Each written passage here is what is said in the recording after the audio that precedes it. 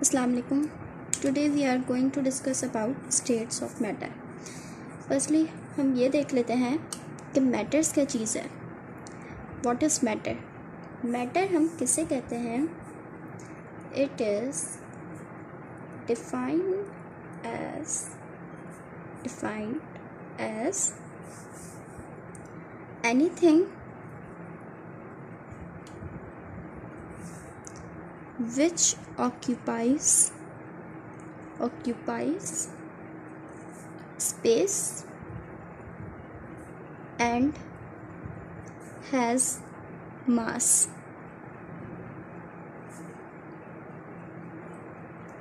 That is called states of matter.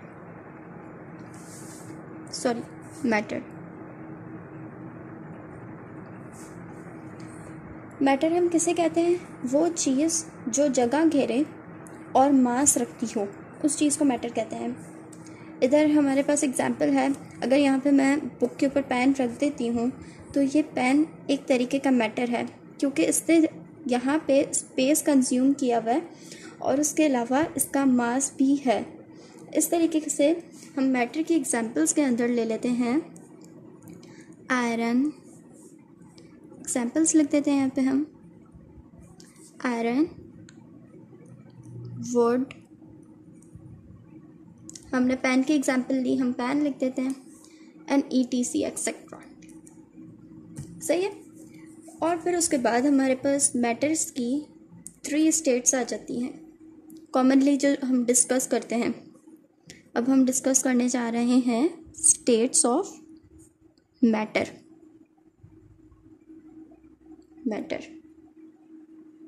इसे हम highlight कर लेते हैं. स्टेट्स ऑफ मैटर हमारे पास कितनी ही टाइप्स की हैं देख लेते हैं. फर्स्टली तो ये बात हमने आपको पहले ही बता दी कि 3 टाइप्स हैं. Gas, solid, liquid.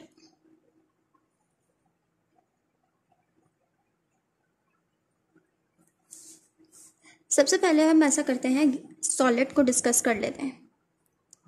सॉलिड को डिस्कस हम इसलिए कर रहे हैं कि हम पहले सॉलिड फॉर्म में मैटर ले रहे हैं, देन हम उसको कन्वर्ट करेंगे, लिक्विड की तरफ जाएंगे, तो आपको समझ आएगा कि सॉलिड से चीज़ कैसे लिक्विड में कन्वर्ट हो जाती है और लिक्विड से कैसे गैस के अंदर. तो तीनों में फ़र्क समझने के लिए पहले हम सॉलिड को समझ लेते हैं.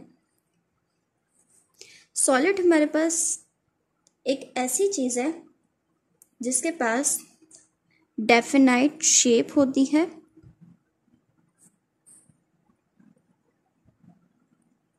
डेफिनाइट वॉल्यूम होता है,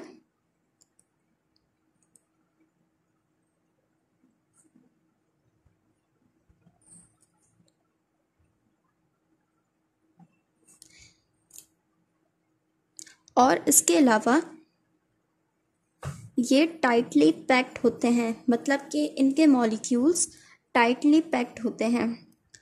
tightly packed molecules.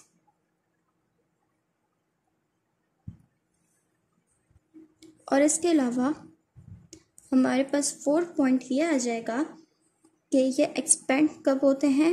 On heating. Expand on heating. ये तो हमने पढ़ ली है सॉलिड की प्रॉपर्टीज़.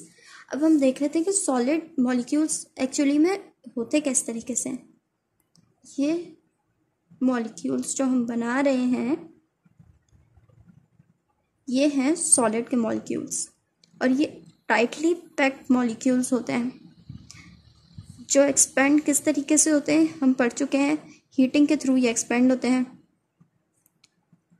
और इनकी अपनी डेफिनाइट वॉल्यूम होती है, डेफिनाइट शेप होती है. इसके अलावा ये हमने इसके बारे में सॉलिड के बारे में स्टडी कर लिया है. अब हम करेंगे लिक्विड की स्टडी. लिक्विड की स्टडी में सबसे पहले हम ये पढ़ लेते हैं, ये चीज़ हम वैसे भी जानते हैं कि इट टेक्स द container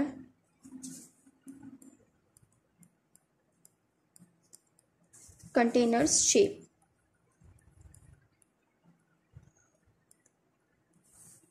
यानी कि ये इसकी तो खुद की कोई होती नहीं है कांस्टेंट शेप, जैसे हमने पढ़ा था कि डेफिनेट शेप होती है किसके अंदर, लिक्विड्स के अंदर नहीं, सॉलिड्स के अंदर होती है डेफिनेट शेप, और लिक्विड्स के अंदर हमारे पास डेफिनेट शेप नहीं होती। तो हम इसको इस तरीके से भी लिख सकते हैं कि नो डेफिनाइट शेप।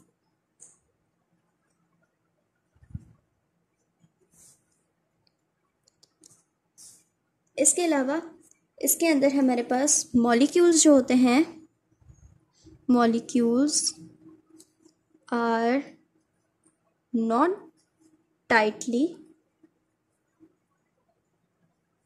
पैक्ड। इसके मॉलिक्यूल्स थोड़े लूज होते हैं, यानी कि बिल्कुल टाइट नहीं होते हैं। कैसे टाइट नहीं होते? जिस तरीके से हमने पढ़ा था लिक्विड के अंदर बिल्कुल मॉलिक्यूल्स टाइट होते हैं, मतलब टाइटली पैक्ड होते हैं। इसके अंदर मॉलिक्यूल्स टाइटली पैक्ड नहीं होते, लूज होते हैं। या हम इसको ऐसे कह सकते हैं, मॉलिक्यूल्स ऑफ लिक्विड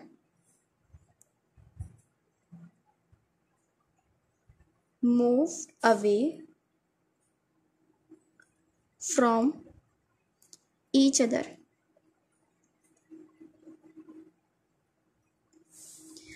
क्योंकि मॉलिक्यूल, अगर आप लिक्विड की एग्जांपल ये लें कि अगर आप पानी गिराते हैं तो वो एक्सपेंड होता है, ना कि कॉन्ट्रैक्ट होता है। तो उसकी हमारे पास एक और प्रॉपर्टी क्या आ गई है कि it expends.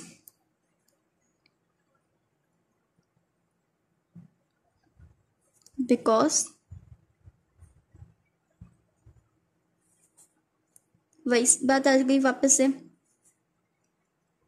It has no definite shape. क्योंकि इसकी खुद की कोई डेफिनाइट शेप नहीं होती है। आपने फर्श पे अगर पानी गिराया है तो वो पानी क्या होगा, एक्सपैंड होने लग जाएगा, ना कि कॉन्ट्रैक्ट होने लगेगा। तो यहाँ पे हमारा लिक्विड ख़त्म होता है। और अब हम स्टडी करते हैं गैस की। गैस के अंदर हमारे पास no definite shape and volume. ना इसकी कोई डेफिनाइट शेप होती है, ना इसका कोई डेफिनाइट वॉल्यूम होता है। It takes the shape of container. जो गैस होती है, हम बॉडी स्प्रे की भी इसके अंदर ले सकते हैं एक एग्जांपल, कि एक बॉटल है, उसके अंदर गैस हमने क्या की हुई होती है, स्टोर की हुई होती है। उसे इजीली हम कंप्रेस भी कर सकते हैं और स्क्वीज भी कर सकते हैं इन अ वेरी स्मॉल वॉल्यूम। तो ये हम वर्ड्स में लिख लेते हैं यहाँ पे, it can be compressed or squeezed into smaller volume। यानी